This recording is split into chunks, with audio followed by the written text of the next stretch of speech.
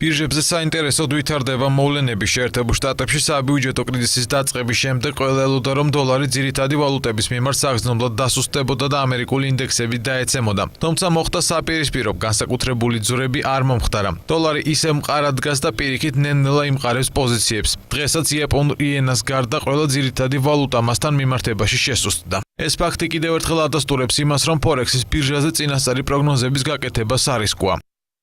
Admiral Markets-ის მონაცემები დღეს დოლართან მიმართებაში წამყვანი ვალუტები და ძვირფასი ლითონების ფასები შემდეგნაირად გამოიყურება. ფასმა მოიმატა იაპონურ იენაზე 0.63% და ოქროზე 0.37%. ფასმა დაიკლო ახალ ზელანდიურ დოლარზე 0.74% და ავსტრალიურ დოლარზე 0.61%.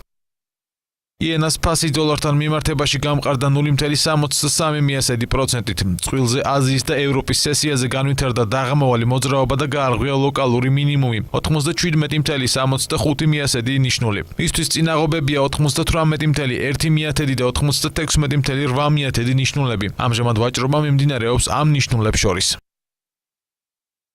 ნავთობის ფასი განაგრძობს კლებას. დღევანდელი ვაჭრობისას იგი შემცირდა 0.5% და ბარელზე შეადგინა $101 და 51 ცენტი. გუშინდელი ვაჭრობისას ოქროზე ფასი საგრძნობლად დაეცა და მიაღწია სექტემბრის მინიმუმს. დღეს იგი გადასულია ფლეტში, გამყარდა 0.37% და უნციაზე შეადგინა $1290.